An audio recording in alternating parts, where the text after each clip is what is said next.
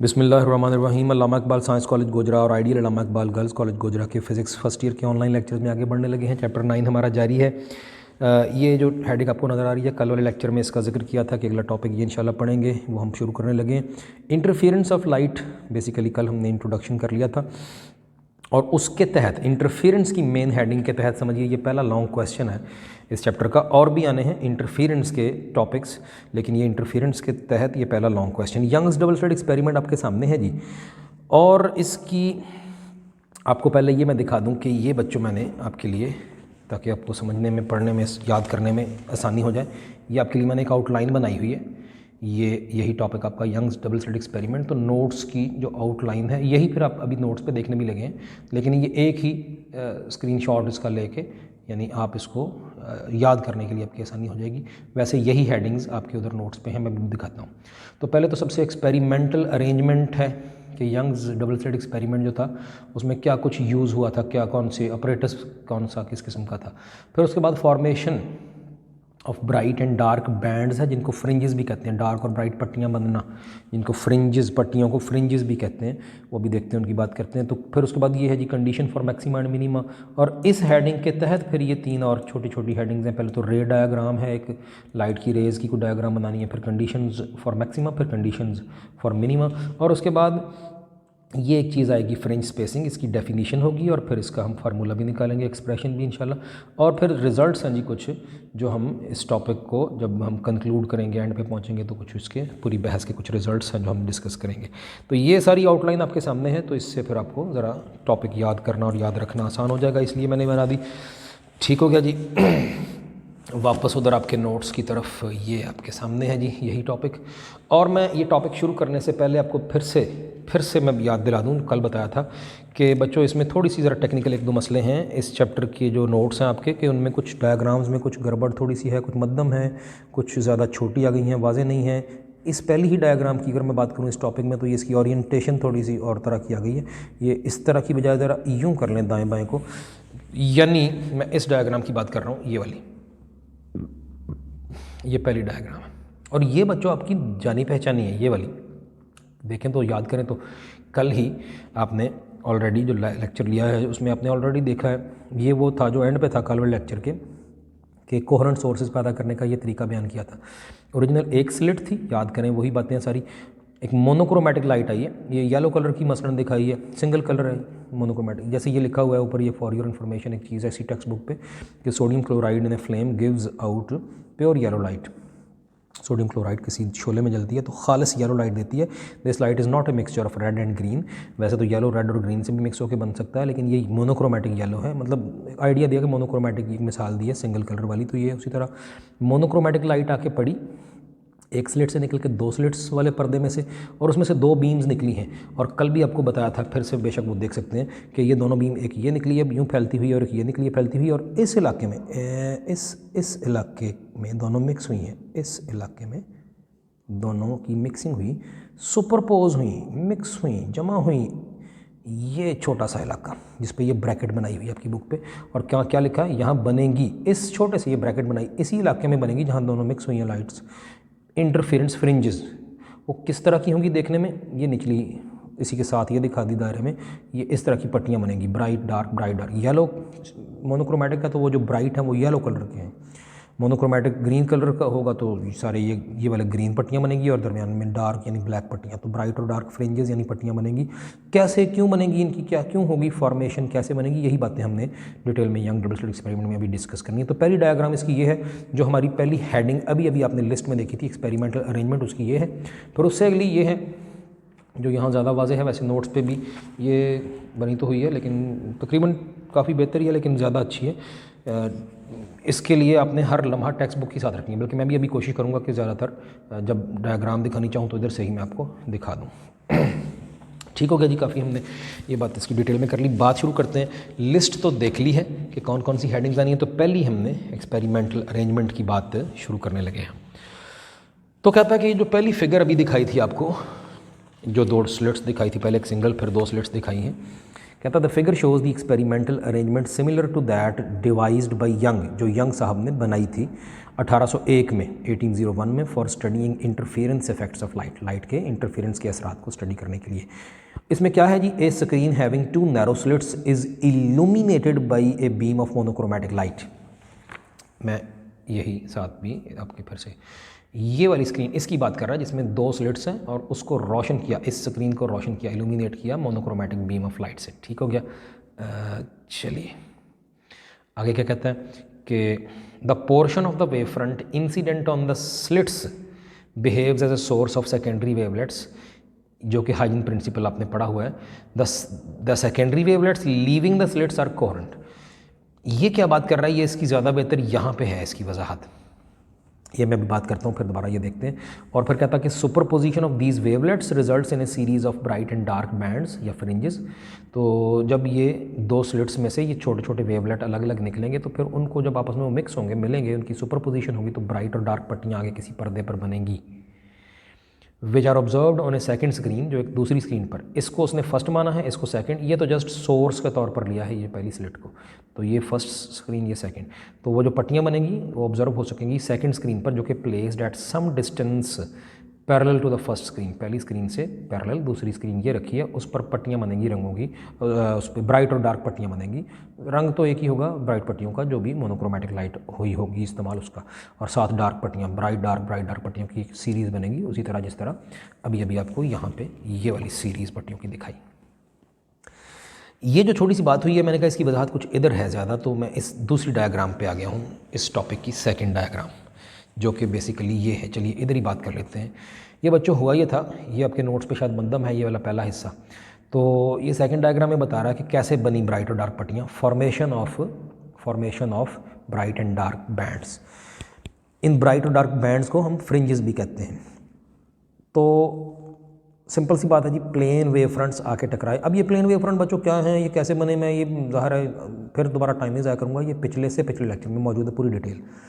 तो plane waves या plane wave fronts वाली वेव्स आई हैं, पैरेलल रेज आई थी, आके पहली दफ़ा ये इस स्क्रीन पर टकराई हैं, जिसमें छोटा सा एक पॉइंट सोर्स के तौर पर या ये स्लिट रखी है, बहुत छोटी सी सुराख है। ये वाला वेव फ्रंट आया, इससे अगला भी यहाँ कहीं एन यहाँ पहुँचा इस स्क्रीन पर यहाँ। और बच्चों ये जो स्लिट है इसके एन सेंटर में एक पॉइंट फ़र्ज़ कर लें, यहाँ पर कोई ऐसा ख्याली पॉइंट था। तो जब ये वाला पूरा वेव फ्रंट यहाँ पहुँचा तो अब हाइजन प्रिंसिपल आपको आना चाहिए, पिछले लेक्चर में आपने बात कर ली हुई है उसकी। तो हाइजन प्रिंसिपल के मुताबिक ये जो पॉइंट है यहाँ पर भी इसी तरह का एक प्लेन वेव फ्रंट पहुँचा था, और उस वेव फ्रंट का हर पॉइंट सर्व करेगा बतौर सोर्स ऑफ सेकेंडरी वेवलेट्स। तो इस सुराख, इस स्लिट के सेंटर पे मौजूद कोई एक पॉइंट वो भी सर्व करेगा बतौर सोर्स ऑफ सेकेंडरी वेवलेट्स, और पॉइंट सोर्स हो तो निकलते हैं स्फेरिकल वेव फ्रंट्स या वेवलेट्स।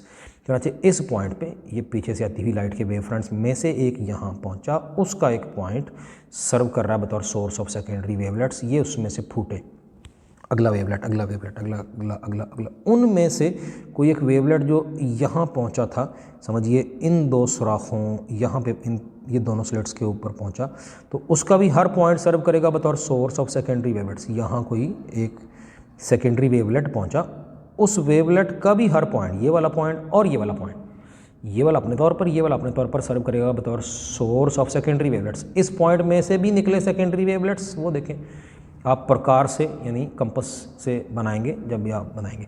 अच्छा, अब यहाँ पे ये दिखाया गया, ये जो सॉलिड लाइंस हैं, ये जो कर्व्स हैं, ये क्रेस्ट समझिए, जो वेव चल रही होगी तो ये उसके क्रेस्ट की हालत के वेवलेट्स हैं, ये वाले क्रेस्ट किया। और सेंटर में जो खाली जगह हैं इनको आप ट्रफ समझिएगा, ये जो सेंटर में खाली जगह ये ट्रफ समझ लीजिए, और ये लाइनें क्रेस्ट समझिए। ऐसे ही क्रेस्ट इसमें से भी निकले, क्रेस्ट की हालत के वेव फ्रंट्स, और उनके भी सेंटर में खाली जगह का मतलब है ट्रफ। तो ये इधर से भी बहुत से निकले, आप सारे बनाएंगे, इधर से भी जब सारे बनाएंगे और आपस में ये क्रॉस करेंगे, आपस में ये देखें इधर से आता हुआ और इधर से आता हुआ मुख्तलिफ पॉइंट्स पे क्रॉस कर रहे हैं।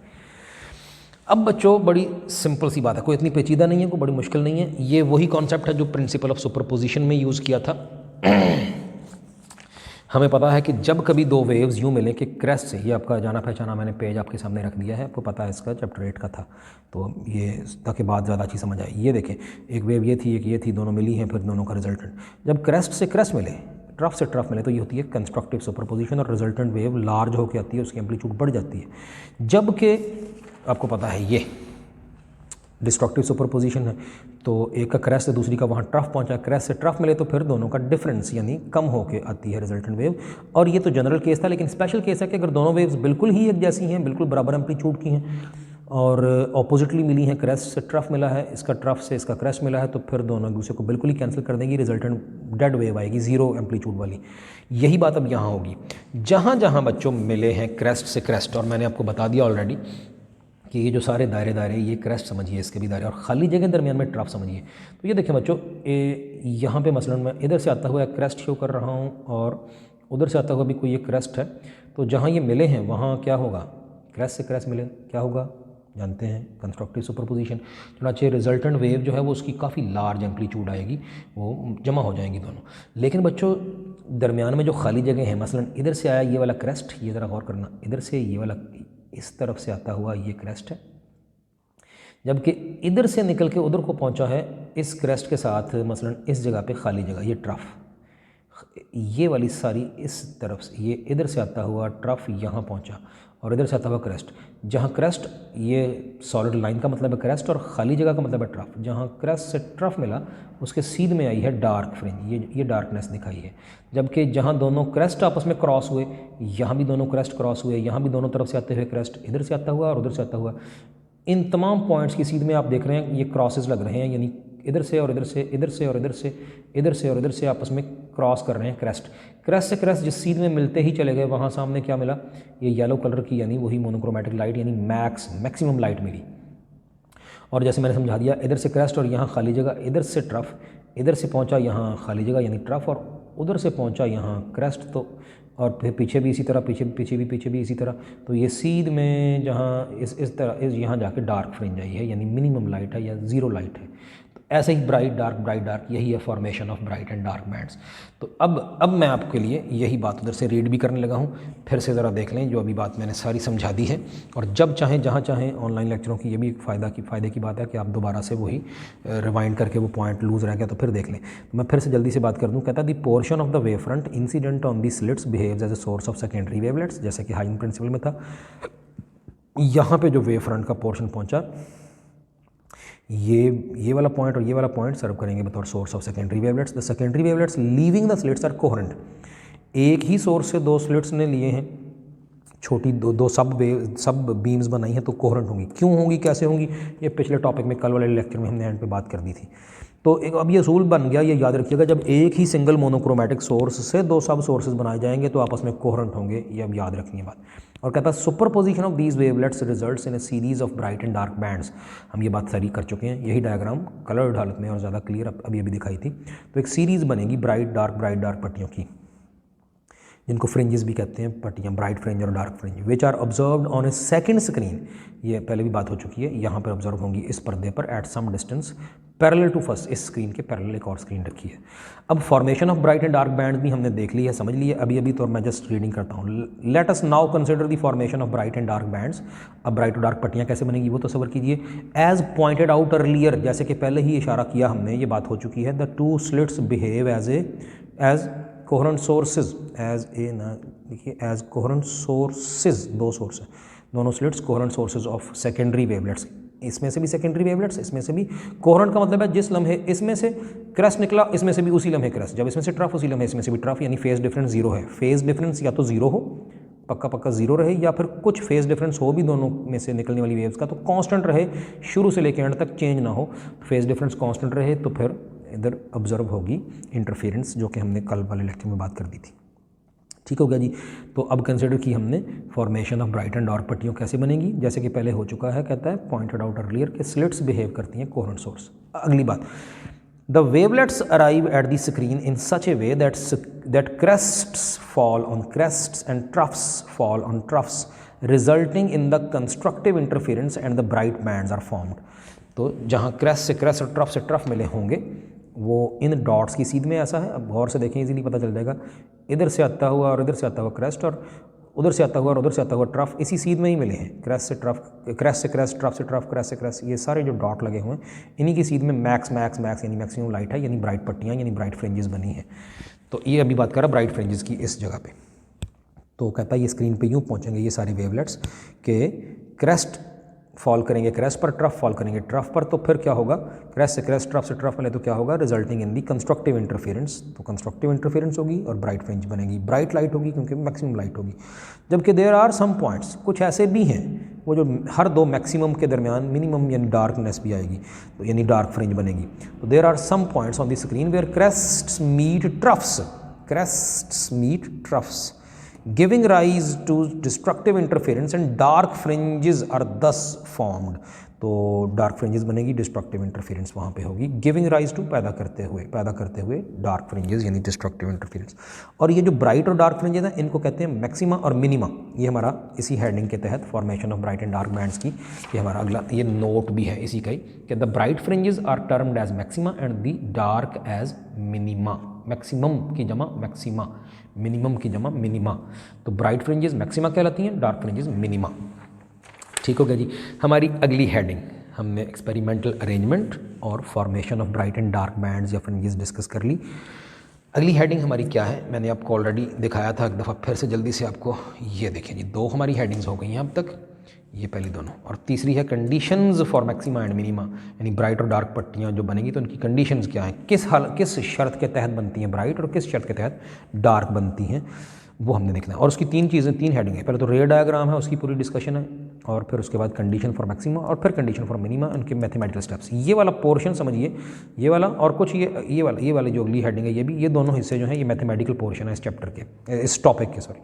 तो हमने अब ये हम शुरू करने लगे जी, conditions for maximum and minima. और उसका पहला पॉइंट मैंने बता दिया रे डायग्राम, ये वाली डायग्राम, ये बच्चों तीसरी डायग्राम इस टॉपिक की, जो कि और सबसे अहम भी, मोस्ट इंपॉर्टेंट भी, क्योंकि इसी से हमने ज्योमेट्रिकल डिस्कशन करनी है, ज्योमेट्रिकल डिस्कशन हमने अपने टॉपिक की करनी है इसी के मुताबिक, वो जो पूरा मैथमेटिकल पोर्शन। और ये फिर से ये आपके नोट्स पे काफ़ी इसमें चीज़ें मद्दम हैं, काफ़ी छुपी हुई हैं, तो ये एक स्क्रीनशॉट देने के लिए आपको मैं ये दिखा भी दूँ यहाँ पे, ये वाली आपने इसको ध्यान से गौर से टेक्स्ट बुक से देखना है। मैं बड़ा ज़ोर दे के कह रहा हूँ, ऑन रिकॉर्ड वीडियो में कह रहा हूँ कि ये नोट्स पे थोड़ी मद्दम है, कुछ चीज़ें इसमें वाज़ेह नहीं है, प्लीज़ टेक्स्ट बुक से ही देखिएगा, साथ रखनी है टेक्स्ट बुक, ये मैं बता रहा हूँ वाज़ेह। और मैं वैसे उसको यहाँ बना के भी पूरी समझाने लगा हूँ आपको। चलिए जी, ये बात समझते हैं, फिर रीडिंग वगैरह की तरफ आते हैं बाद में।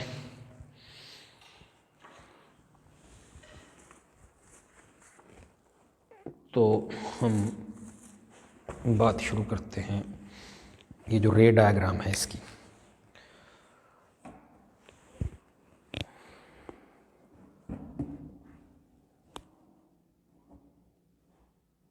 ये देखिए जी, ये बच्चों आपकी वो स्क्रीन है जिसको फर्स्ट स्क्रीन कह सकते हैं, कहा हमने पीछे, इसमें दो स्लिट्स थी। ये जो ऊपर वाली स्लिट है इसका एन सेंट्रल पॉइंट समझ लें, उसको ए पॉइंट कह दिया आपने, और निचली स्लिट का बिल्कुल सेंट्रल पॉइंट आपने बी कह दिया, जैसे कि आपकी किताब पे भी आप डायग्राम देख रहे होंगे। और इन दोनों पॉइंट्स का सेंटर कहीं इस जगह पे है जिसको हम सी पॉइंट कहेंगे, ये सी पॉइंट है।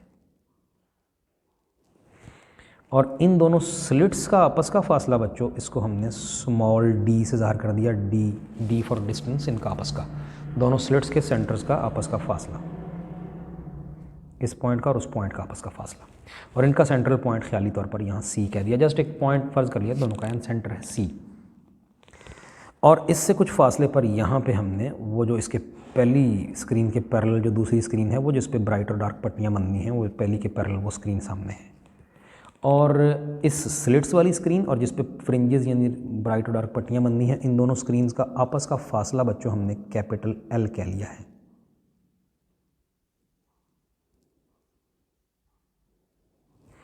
ये फासला कैपिटल एल है।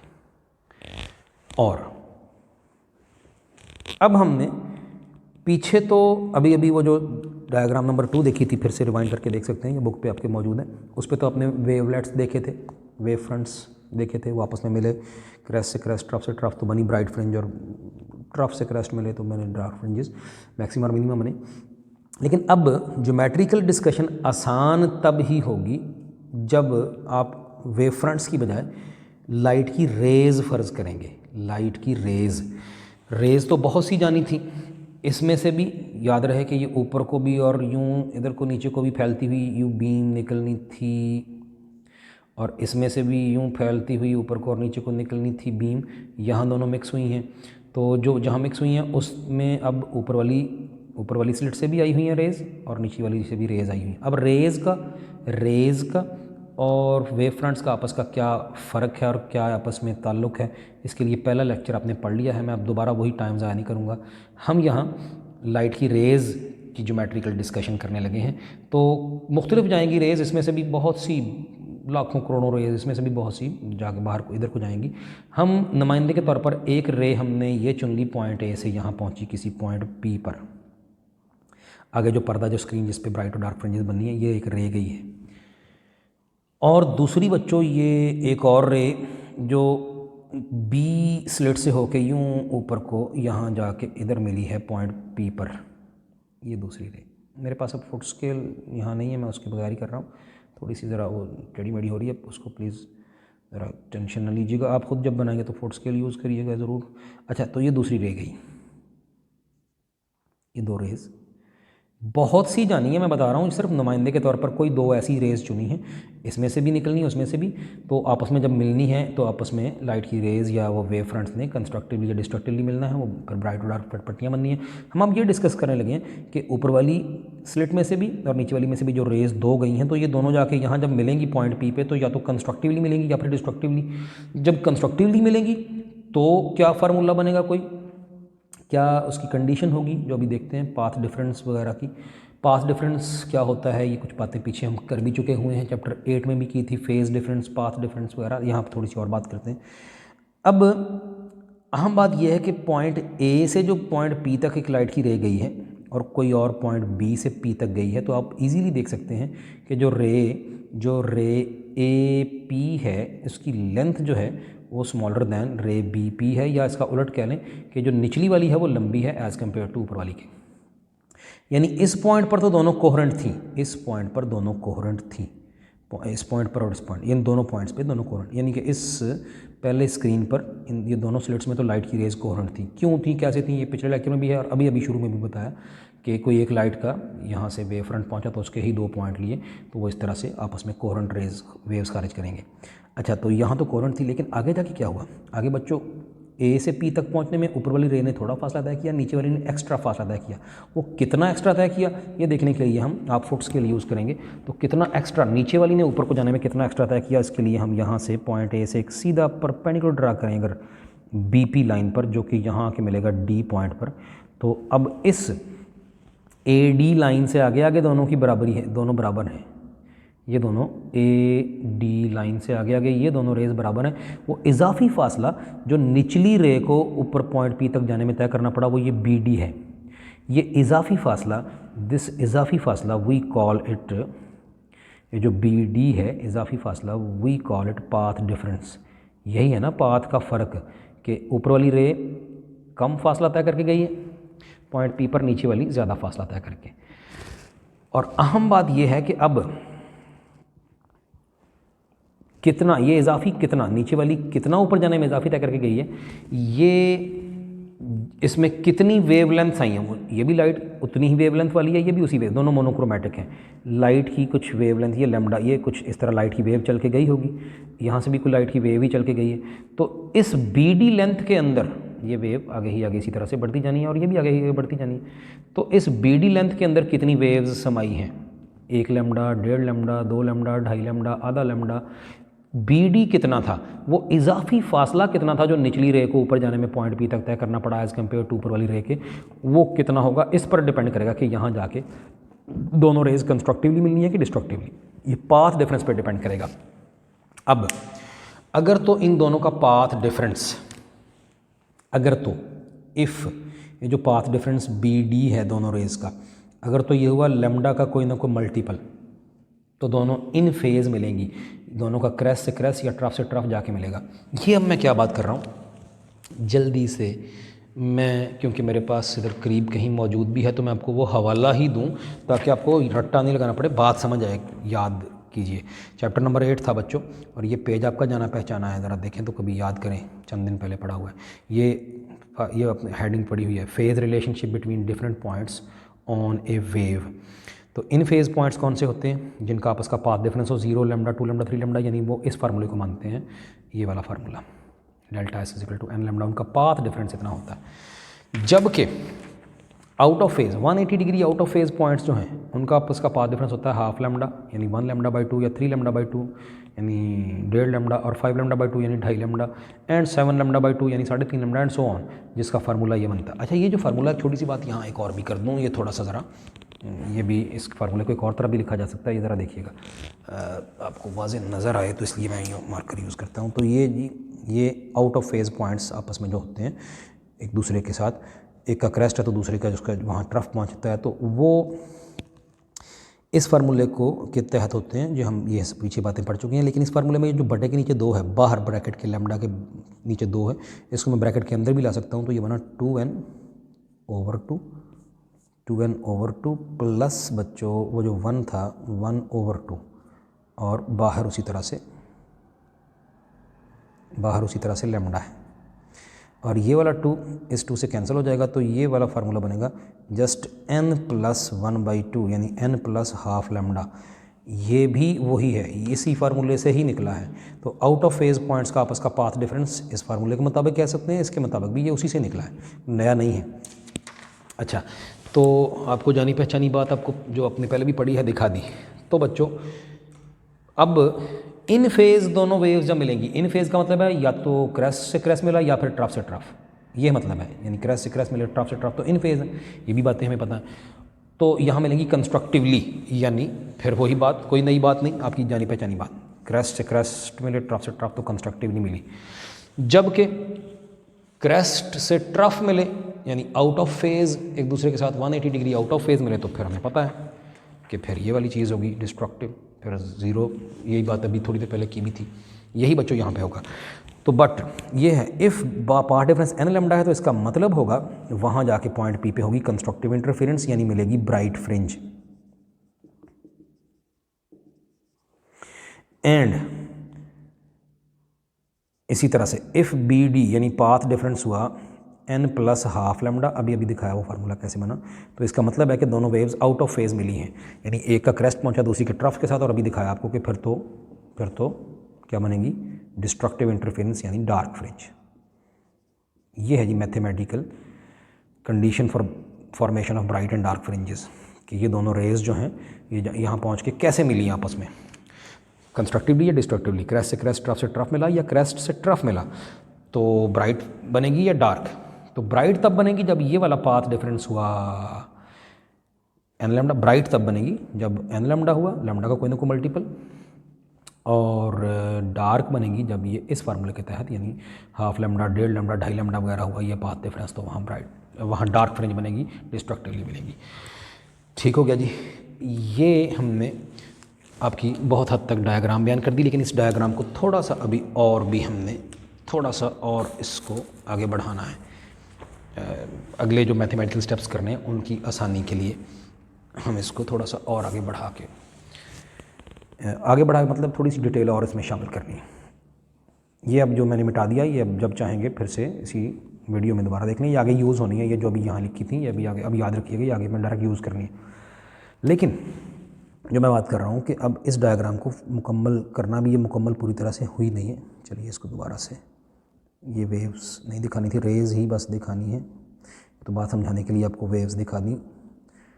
नहीं जी, ये उसी तरह से ये हमने परपेंडिकुलर ड्रा किया पॉइंट ए से BP लाइन पर, जो D पॉइंट पे यहाँ मिला, और इस जगह कोई एंगल थीटा खुला, ये वाला, ये जो BAD ये जो एंगल है ये थीटा कह दिया।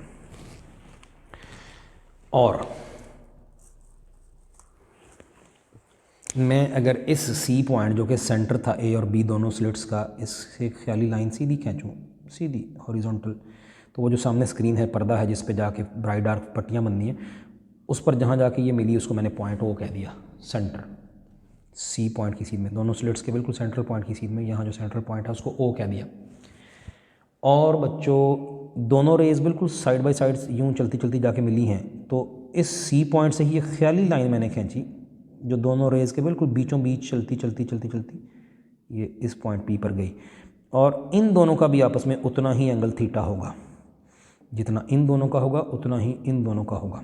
ये डायग्राम थोड़ी सी मध्यम आपके नोट्स पे, टेक्स्ट बुक्स मैंने बताया कि आप देख लीजिएगा, या मेरे इसी लेक्चर से ही देख के याद रखिएगा, तो ये आपने याद रखनी है।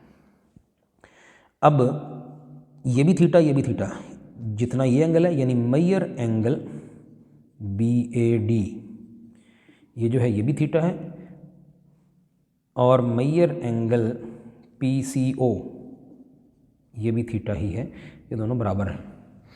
क्यों बराबर है? क्योंकि इस लाइन पर ये परपेंडिकुलर है और इस लाइन पर ये नियरली परपेंडिकुलर जा रही है, तो जो इन दोनों का एंगल होगा वही उन दोनों का होगा।